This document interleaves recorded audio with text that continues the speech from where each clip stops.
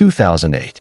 Bernard Madoff called his two sons into his apartment on the Upper East Side of Manhattan. He sat them down, and then, in a voice that was calm, almost relieved, he told them the truth. Everything was a lie. The firm, the investments, the returns, the $65 billion his clients thought they had in their accounts. All of it gone. His sons did not call a lawyer. They did not call a colleague. They called the FBI. The next morning, federal agents knocked on the door of the most successful investment manager in Wall Street history.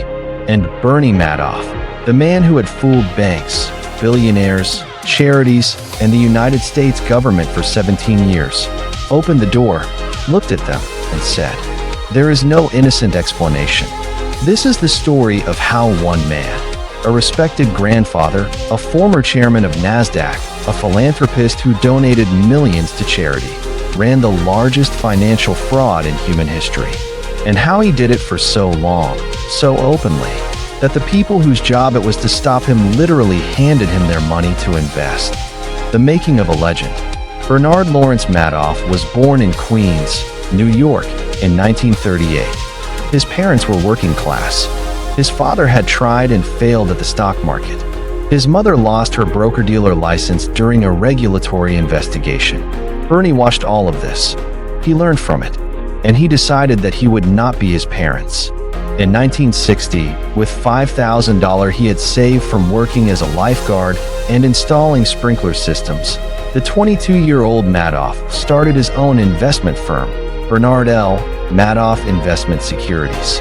He was scrappy, hungry, and he had one key advantage that his competitors on the big established trading floors did not. He was willing to use technology. While old money brokers in tailored suits were still trading on the floor of the New York Stock Exchange, Madoff was building computer systems that could execute trades automatically and instantly. He helped create what would eventually become the NASDAQ Stock Exchange, one of the largest in the world. By the 1970s, Bernard Madoff was not some fringe character. He was a pillar of Wall Street. He served as chairman of NASDAQ. He sat on regulatory advisory boards. He was invited to testify before the Securities and Exchange Commission. He was, by any measure, one of the most powerful and respected figures in American finance. But behind the legitimacy, behind the board memberships and the charity galas and the penthouse office in the Lipstick Building on 3rd Avenue, something else was quietly taking shape.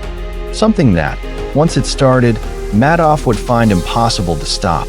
Because at some point in the late 1980s, no one knows exactly when, Bernie Madoff stopped actually investing his clients' money. And the fraud began. The scheme that should have been impossible. Here is how a Ponzi scheme works. You take money from investor A. Instead of investing it, you pocket some and use the rest to pay fake returns to investor B. When investor B wants their money, you take it from investor C. And so on, until the whole thing collapses under its own weight. It is the oldest financial fraud in the book, and it always collapses. Always. The math guarantees it. So how did Bernie Madoff run one for 17 years and fool some of the smartest financial minds on the planet? 3 reasons. Reason 1, exclusivity. Madoff didn't advertise. You couldn't just walk into his office and hand him your money. You had to be introduced. You had to be recommended by someone already on the inside.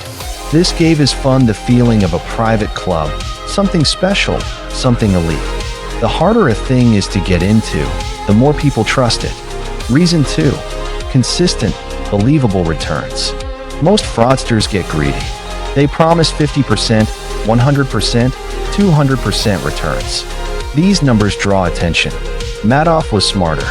He promised 10 to 12% per year, every year, regardless of what the market was doing.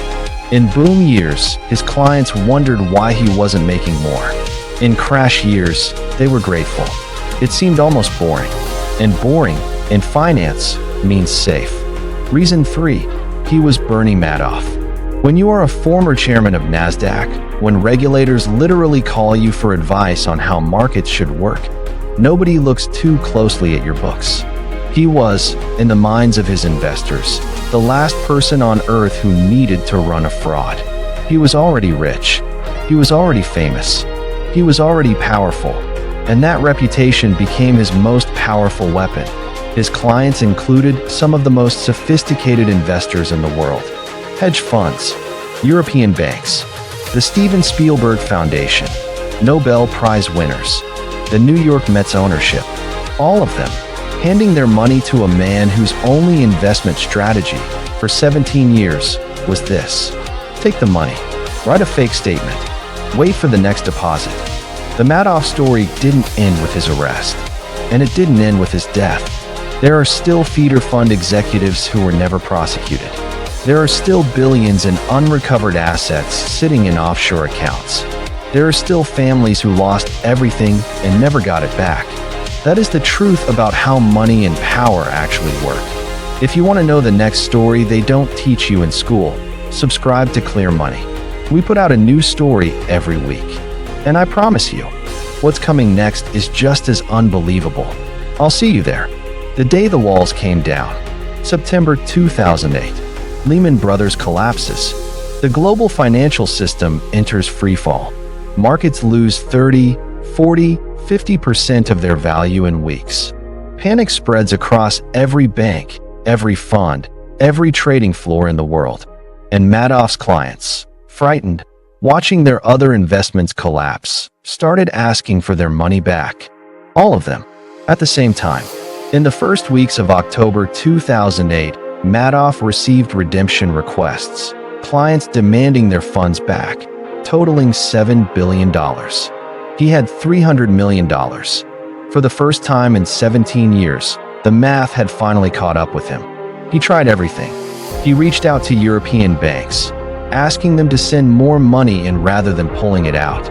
He attempted to liquidate what little real assets he had. He explored the possibility of borrowing. He even considered, briefly, paying out the biggest clients first and simply disappearing. But Bernie Madoff was 70 years old. He was famous. He had a family. And somewhere, deep down, some part of him may have been relieved that the long performance was finally over. On December 9, 2008, Madoff told his senior employees that he was planning to pay out early bonuses, months ahead of schedule. It was strange, unsettling.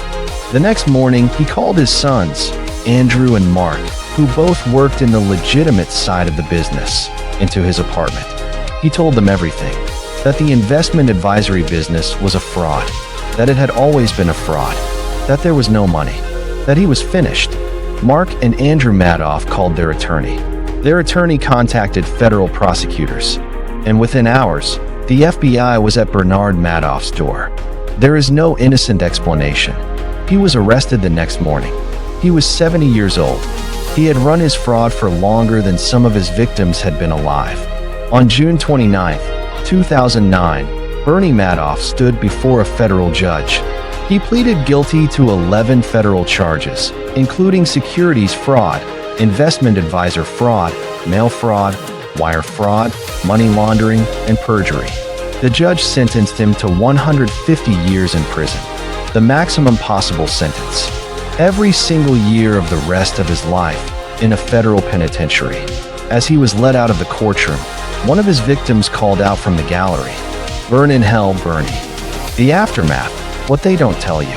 Now here is the part of the story that most people don't know.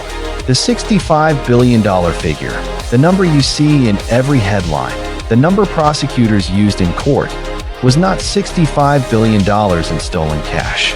It was $65 billion in fictional account balances. The total of every fake statement, every fabricated return, every number that Madoff had simply invented and printed on paper over 17 years. The actual cash that had passed through his operation, real money from real people, was closer to $17 billion, which is still the largest Ponzi scheme in history. But it means the question becomes, where did the real $17 billion go? Some of it Madoff spent. The Manhattan penthouse, the Palm Beach mansion, the yacht named Bull, the private jets, the fur coats. But most of it was paid out to earlier investors. People who had been in the fund since the 1980s and 1990s, who had received steady returns for decades and reinvested them, had actually made real money. Their profits came directly from the pockets of people who invested later. The court-appointed trustee, Irving Picard, spent years tracking every dollar, suing early investors who had made more than they put in, recovering funds from feeder funds that should have known better. By 2023, Picard had recovered over $14 billion, returning more than 90 cents on the dollar to victims who had filed claims. Which sounds almost like a victory, until you remember what was lost along the way. A charitable foundation that had given $37 million to hospitals and universities, wiped out overnight. Retirees who had their entire life savings in Madoff's fund. People in their 70s and 80s who had no time to recover. The owner of the New York Mets who lost so much money he had to take outside investors into the team just to survive. And the people who took their own lives. At least 6 people died by suicide in the immediate aftermath of the fraud's exposure.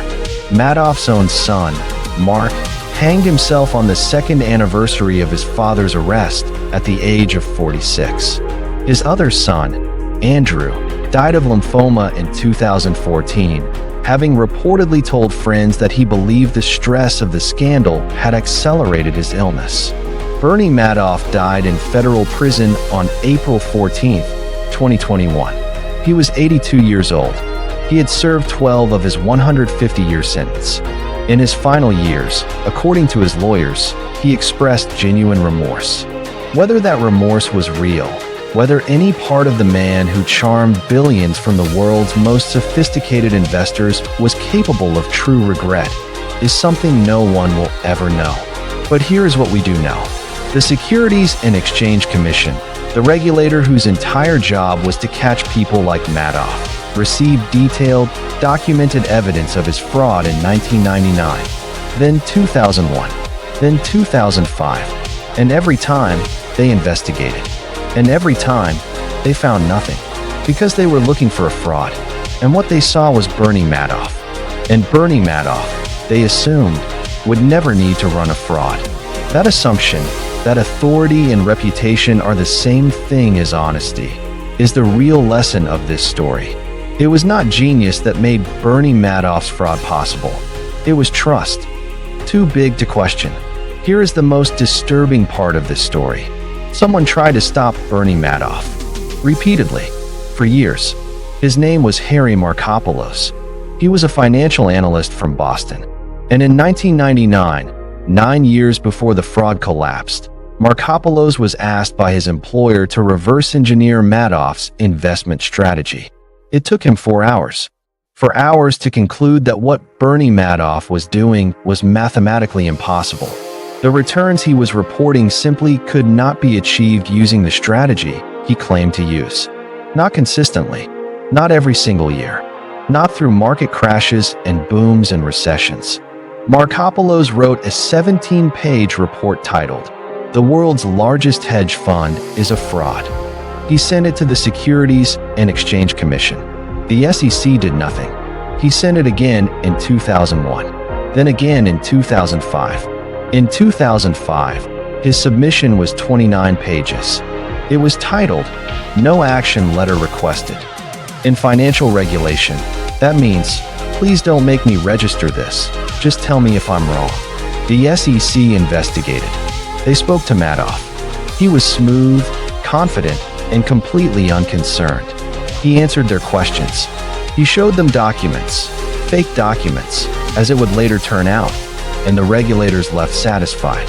Markopolos was so frustrated that he later testified before Congress that he was afraid for his life. He varied his driving routes to work. He kept a list of people who might want him dead, and he was right to be afraid, because he was the only person in America trying to take down a man that everyone else believed was untouchable. Between 1999 and 2008, money kept flowing in. Billions from European banks who packaged Madoff access as a premium product for their own clients. Billions from feeder funds, investment vehicles whose entire purpose was to funnel money into Madoff's hands. One feeder fund alone sent him $7 billion. Madoff employed a small team in a separate office, the 17th floor of the Lipstick Building, below his legitimate trading operation. This team's entire job was to fabricate account statements, to generate fake trading records that matched whatever returns Madoff had promised. They used an old IBM computer, one that had been manufactured in the 1970s, because it printed documents that looked like they were from the era of Madoff's supposed trading history. It looked legitimate precisely because it looked old. By 2008, the number on paper was $65 billion. The number in reality, in the actual bank account that held his client's money, was $300 million. The Madoff story didn't end with his arrest, and it didn't end with his death. There are still feeder fund executives who were never prosecuted. There are still billions in unrecovered assets sitting in offshore accounts.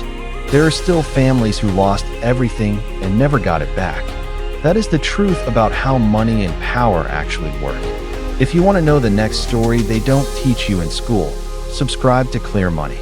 We put out a new story every week. And I promise you, what's coming next is just as unbelievable. I'll see you there.